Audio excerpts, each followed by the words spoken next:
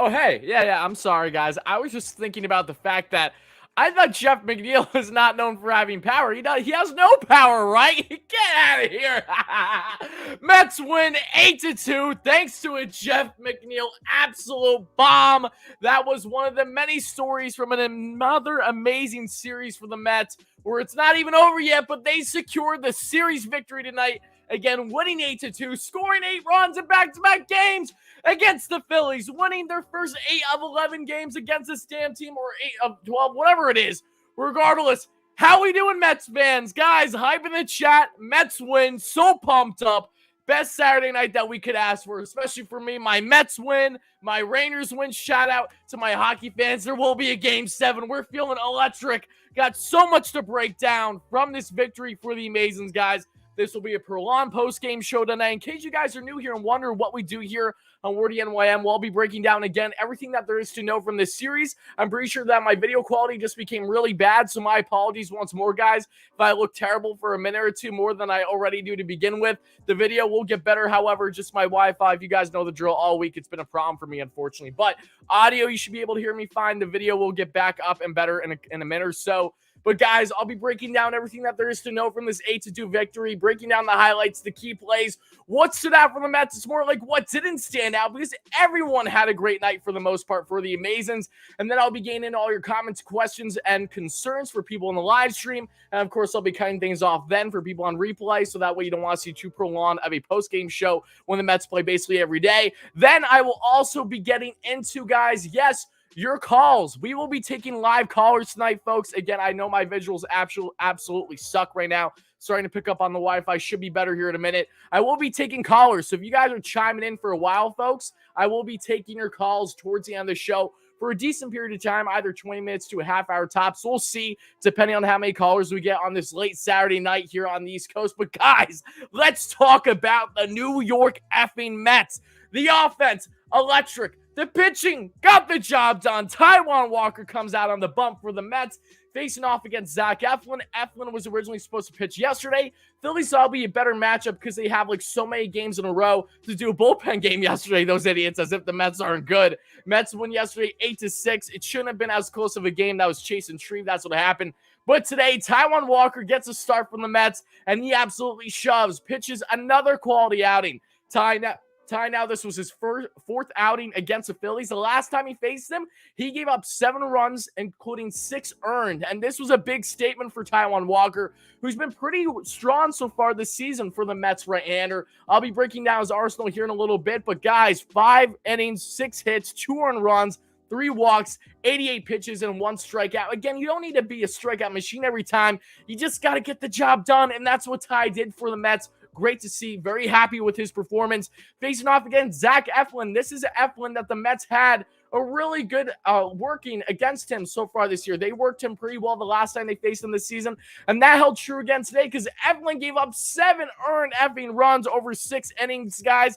And how did we get here? How did the Mets get this offense? But, guys, I would like to say before we even get into all the positives of this game and all the offense, I want to thank everyone again for first chiming in. Please make sure to smash that like and subscribe button. As always, folks, help us get 100 likes for the first short-term goal. Help us get a 16K subs for the next short-term goal here on the channel for the largest Mets content platform, not directly affiliated with the Mets or SNY.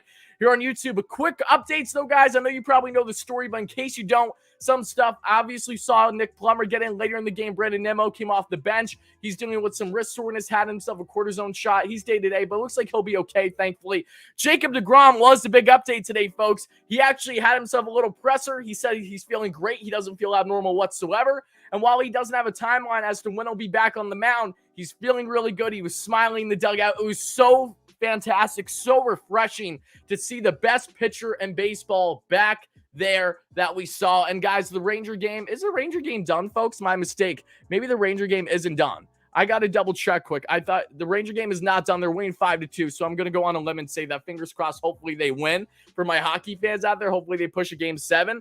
But going back again, Jacob deGrom is looking good. He's healthy, and hopefully he will get ramped up soon. So maybe, just maybe, Jake will be back before the end of June. Again, there's no need to rush the man with the way the Mets are playing right now. But what a fantastic thing it is to see for, yes, Mr. Jacob deGrom to go, as we love to call him, looking like he's back healthy and ready to go, hopefully sooner than later for the team in Queens. But let's get in the offense now, folks. How the Mets get the runs tonight, that is started always, of course, early in the game. The Mets have been notorious this season, not just for having one of the best offenses in baseball, folks. And guys, we're only 40 likes away from 100 already. So thank you guys so much for that. Continue smashing those buttons. Always appreciated, folks.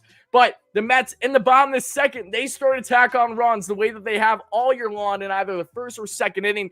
And that is thanks to Eduardo Escobar with it himself getting a base hit. Then Marcana a base hit, and Dom Smith gave himself an RBI sac fly. So while Dom did not have a hit today, he did get a productive out, a huge one for a Mets team that has more sac flies than they feels like that they've had all of last season, right?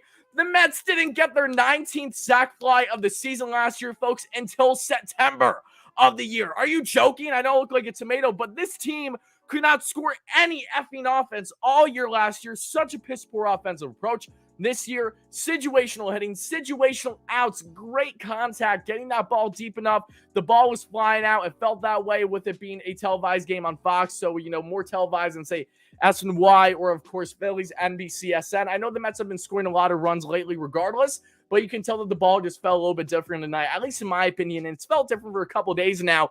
But no less, the Mets get onto an early 1-0 lead.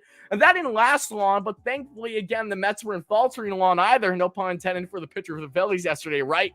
But then we get to the fourth inning. Mets still up 1-0. However, JT Realmuto finally starts to break out for the Phillies. He's had a slow start to the year offensively. Unfortunately for the Mets, he gets himself a 2 RBI base knock to give the Phillies then a 2-1 lead. However, the Mets, being as resilient as they are, doing what they've been doing all season long, they bounce right back. They do not give it at all any length for the Phillies or any team for the most part to have a long lead. For the Mets again tonight, bottom of the fourth, Francisco Lindor, who was one of the many stories of tonight's game, a back-to-back games against the Phillies where he is my number one star. I mean, how can he not be, right? He's been so good.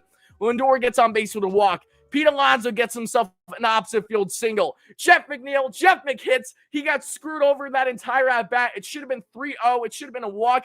This guy had back-to-back calls where they were easily balls. One was up high out of the zone. Then another one was down below the knees. They called them both strikes to make it even 2-2 on the count. Jeff said, okay, bet I'm going to take that bad boy far. He hits an absolute bomb. Second deck, right field. That gives the Mets the lead 4-2 at that point. 4-1, pardon me. 4-1 or 4-2, yes. What an absolute tank. Again, guys, my apologies once more if my visuals are on and off in this one. Again, my Wi-Fi has just been a pain in the neck. It's easy fix. I just haven't had the time, unfortunately. I see donations in the chat. Thank you guys all so much for them. I'll be getting them soon. But again, the visuals, it might look bad for like a minute, but it will come back up, so don't worry. And I haven't wearing I'm wearing the jersey tonight that the Mets wore, and I got my Francisco Lindor jersey on. That's fitting because Lindor, again, was an absolute beauty tonight, folks. But again, Jeff McNeil with an absolute piss missile after getting screwed over by the ump. The ump was atrocious tonight. Sounds like a day that ends in Y. Am I right? He takes that one second deck, gives the Mets a 2-run lead, and then the Mets would continue to tack on. And one of the biggest stories of tonight, in my opinion, wasn't even the fact of having Brandon Nimmo out of the lineup, but rather who was replacing for him in that leadoff spot. Luis Guillorme, have a day. Guillorme's been an on-base king, entered tonight's game with a .410 OBP on-base percentage, of course. He got on base 4 times tonight, and that included opposite field bunt single. Beautifully placed for Guillorme there in the bottom of the fifth. That is the place setter. He felt like he got on every single time, quite literally, when he was on base tonight, and that held true. Marte, that gets himself a double. And what does Francisco Lindor do? He gets himself an opposite field 2 RBI triple. The Phillies banging each other together, running into each other, looking like not even Dumb and Dumber, but they remind me of the Three Stooges, right? You got the main stooge, who's the guy that basically is like looking at the other two, like, what are you knuckleheads doing?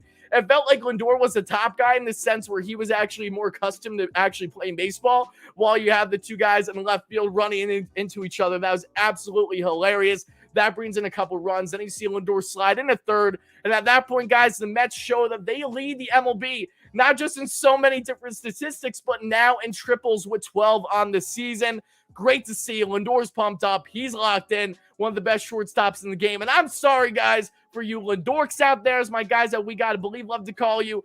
Anyone that has any audacity to talk down on Lindor, now is not the time, okay? That is going to get buried really quick. And I love the fact that after the last time that you guys complained hard to me about Lindor in the show, I would say a week and a half, 2 weeks ago, something along those lines, right? he's been absolute money since then. So it's almost like he was chiming in the live stream. He heard your calls. He heard you guys. Lindor's locked in. So happy for him. Mr. Smile, always putting a smile on my face. I mean, how can he not, right? But then the Mets again tack on the lead after already being up at that point 4-2. They are then up 6-2. And then they add on even more runs because Pete Alonso, why not, gets himself a line drive. Line drive, not opposite field. Pull that one left for RBI sac fly to make it 7-2 for the New York Mets. Then we get to the bottom of the seventh again. Taijuan Walker's day was done at that point. Colin Holderman, who pitched a scoreless inning last night, was in my Wardy's top 5.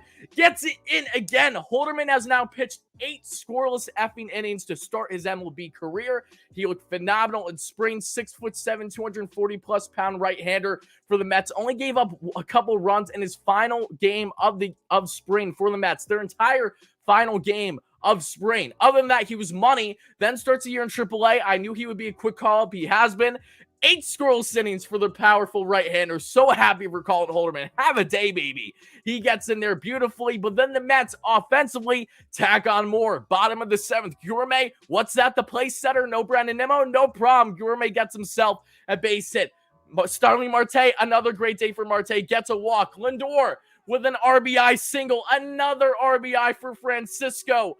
Francisco Lindor, folks, has himself a total of 10 for his last 22 in his past 6 games, including 14 RBIs and 6 extra base hits.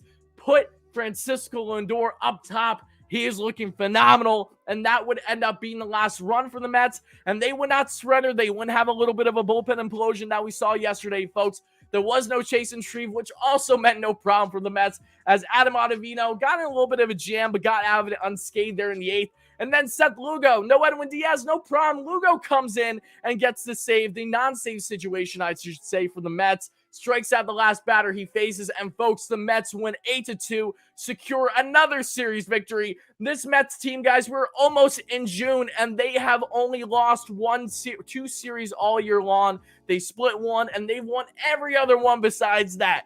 This team has dominated Philly, pistol whipped them, smacking them left and right like no tomorrow. I know we got a lot more baseball to play, but the fact that the Mets have made this statement and are winning this amount of games in the division, because let's not forget, folks, whichever team wins the most games within their division in the NL East ends up winning, of course, the division in itself. We've seen that for over a decade now, it looks like, in the NL East. Whoever has the best record against their rivals in the division, they end up topping out on the division. The Mets have been in first this entire season. Doesn't look like it's slowing down anytime soon, knock on wood, because they have a terrible June coming off schedule-wise. But again, taking advantage of the opportunities given to you, this is exactly what the Mets did tonight, folks. I see more donations. I'll be getting into them in a second. Hope you guys are all having a great night. I know I am. The Mets have won 8-2. 16 runs in 2 days. The Mets, guys, I don't know if you know this. The Mets have scored not 1, not 2, not 3. They've scored 60 runs against the Phillies in 11 games this season. That's an average of right around 5.45 runs per game. The Mets over their past 10 games have scored more runs than I could even comprehend and tell you right now, folks. They have been that effing good. The New York Rangers look like they're about to secure the win to go to Game 7. Love to see that, too, for my Ranger fans out there. Appreciate you guys letting me know the updates in the chat, guys. But everyone, the Mets, top 5, Wardy's top 5. Let's get into it. Continue smashing that like and subscribe button. Like I said, folks, once I'm done deep diving this, I'll get in your donations and comments. Then we'll start taking, we'll start taking callers. Pete Alonso still leads the league in RBIs. Francisco Lindor is right behind him now. Lindor has what? 37 RBIs on the year. I'm actually double checking right now because I know Anthony Tacoma he has 37 RBIs, guys. Francisco Lindor has more RBIs this season than he did for the entire first half of the 2021 season. Put some respect on my man's names. Guys, this team, Wardy's top 5, Lindor has to get it. 2 for 3 with the triple, the 3 ribbies, the 2 runs scored. Jeff McHits, more like Jeff McBombs, getting himself that huge 3-run shot. 1 for 3 on the night, a home run, 3 RBIs on the run scored. Luis Gourmet, Louis, you love the man. G, as they love to call him, because Gourmet, Nimmo said in his interview with Fox tonight, that Gourmet's just too long, so they just call him G. I love that. And guess what? G is an absolute G. He went 3 for 3 tonight with those 2 runs scored. Pete Alonso, Big Meat Pete, Pistol Meat Pete, whatever you want to call Polar Bear Pete, Pistol Pete. I can't even speak right now. I'm sorry. I'm all over the place. I mean, if you guys know, every time the Mets win, I'm kind of all over the place to begin with. But regardless, Alonso 1 for 3 with the RBI. The run scored. Carl Holderman, another night, another day where he's in my top 5. Chef's kiss for the rookie right-hander. 2 scoreless, only giving up 1 hit, 3 strikeouts. Great velo, strong off-speed stuff. So happy with Holderman. So happy with this New York Mets team. They're 31-17 on the year, just tacking on more wins. And that's why this cushion is that pivotal, guys, when you have such a rough schedule this year in June and in August. Those 2 months, I don't love it. I don't love it. But again, when you have this lead, that makes everything a lot more salvageable. That makes you feel that, yes, even if the Mets don't have a great month of June, even if they say are around 500, maybe a little less, they should be okay in the division, and that's awesome. Again, you got to take advantage now. Maybe the Mets will have a great June. We'll see. Look, it's great to know that the Mets are dominating so well right now that it's not the matter of, oh my goodness, the Mets have to face the Dodgers, the Angels, the Padres, the Astros, but rather that the Astros, the Padres, the Dodgers, the Angels have to face the Mets. You know, this is a new Mets team. This is a new look team. This team is, I've never seen a Mets team like this, guys. In my young lifetime as a Mets fan, I got to be honest, no team has ever come close to this. Even the 2015 Mets, they don't even touch how good this team is right now, okay? The Mets had a miracle run in 2015. Honestly, a little similar to the likes of the Braves last year, right? The trade deadline, Cespedes, then they ride the momentum and go on a deep run. The Mets fell short. The Braves didn't last year. But this is a Mets team that just has that feeling that they're going to sustain this, that they, even when they have the bumps in the road, they're so resilient that nothing is going to, the only way that the Mets truly falter this year is if they get in their own way. This is not for a lack of talent. This is not for a lack of skill. This is not for a lack of great, coaching and everything involved. This is a club that is showing the makings of what they built in the offseason. And let's not forget, this was the most difficult offseason for any club in baseball. That being the New York Mets. This is a team that had to hire an entire front office, that had to hire an entire coaching staff, that had to build a good quarter of their roster, all new. They did all that in one effing offseason, and they are a top dog in the league. You know how many teams do that in baseball? Not many and not often. And again, this team, the Amazons, they are magical. This year feels different. I'm not just saying this based off tonight's win. You know, every single game, guys, even when they lose, you know that they should win because they still played solid. Those games against the Giants, who cares? Yeah, Thomas Sapucki pitching. What, you think he's going to go pitch and gem? Things happen. All I know is that this Mets team, even when they lose, I feel confident in them. And that's something that I haven't had nearly to the same level in such a long time, if at all. Just so refreshing. It's so refreshing, guys. And I got no caffeine in the system. I got nothing. This is just adrenaline, baby. I'm going to sleep like a baby after I'm just ranting the way I am right now. But, folks, let's go through the Mets lineup as a whole. Let's go through Taijuan Walker's arsenal quickly. Then I'll get your comments, questions, and concerns. Again, love you guys all so much. Continue smashing that like and subscribe button. Try and get 300-plus likes by the end of the live stream. Always appreciate it. But, guys, the Mets, Luis Gourmet, talking about Marte, Lindor, Alonso, McNeil. Nick Plummer didn't get it at bat, but it was nice to see him in left field for the last inning or so. Mark Canha went 1 for 4 tonight. Had a solid day at the plate. Again, not crazy hits, but got the job done. Dom Smith, again, 0 for 3, but Dom at least got that sac fly to get the Mets on the board early in the bottom of the second to start off the runs, which would be one of another 7 that they would eventually score. Patrick Mazeika, over 4 tonight. It doesn't matter when you go, of course, scoring 8 runs. Walker, beautiful. Holderman, beautiful. Ottavino, beautiful. Lugo, beautiful. Let's look at the pitching arsenal again for Taijuan Walker, folks, because what stood out a lot to me, guys, I don't know about you, about Taijuan's performance tonight is the fact that this is Ty, who got really worked the last time he faced the Phillies. And this is a team for the Phillies that has Schwarber, Harper. What did those guys do tonight? Harper had what? 1 base hit? They did nothing outside that, okay? The main guys that have absolutely been torching Taijuan Walker, not just this season, but throughout his career, had nothing for him tonight. Ty didn't have the strikeout stuff, but he had the placement. He knew when to get those ground balls and the flyouts. Taijuan utilized a 6-pitch arsenal tonight, folks. Topping out 35% of his arsenal was with the splitter, and boy, oh boy, is that splitter nasty. Topping out 90 miles per hour. Minimum was 86, average was 88. Forcing fastball, 34% of his arsenal, so right below the splitter. Topping out 95, minimum 91, average 93. Slider, 14% of Taijuan Walker's arsenal tonight. Topping out 88, minimum 84, average 86. Curveball, 7% of his arsenal. Topping out 75, minimum 73, 74. The average on the velo. The cutter, 7% of his arsenal as well. Topping out 90 miles per hour, minimum 88, average 89. And the sinker only threw it 3 times, but that's okay. 93, minimum 92, average 92. Guys, Wow. All I got to say is I love this effing Mets team, guys. They're rolling. The offense is clicking as a whole, guys. If you look at the Mets offense tonight, they had an over 300 expected batting average. As you would assume, they had 10. Pardon me. Actually, no, that's actually the Phillies. The Phillies got a little screwed tonight. I'm not going to lie. Looking at that, they had 7 hits, only 2 runs, and they have their piss poor defense and some, suspect things to blame. But Mets, right around a 280 expected batting average, 10 hits for them tonight. So, Mets fans, let me know your thoughts, guys. I want to hear it, of course. I'm going to start answering our comments, questions, and concerns. Donations first, then your comments here in the live stream. Then I'm going to get and have some guys call in. Guys, if you want to call in, I will drop the stream link down in a little bit later in the show. So make sure you're chiming in and staying tuned. If you want to share your reactions and any questions you got, you can show your face or you can just share audio, whatever you want to do. Rangers won, feeling so good. I know I am. But again, people on replay, this is where I'll be cutting things off. So, guys, let me know in the comments down below. Not you guys on live stream now, but people on replay. How do you feel after another day, another series victory for the Amazons? Another day where the Mets score 8 effing runs, back-to-back nights with 8 effing runs. We take those, baby. We absolutely take those. This offense is absolutely electric right now. Let me know your thoughts down below. What was your biggest takeaway from tonight's game? Who stood out the most for you? Let me know in the comments. Again, people on the live stream, I'm going to start answering all your comments, questions, and concerns now. But again, for people on replay, this is where I'll be cutting things off.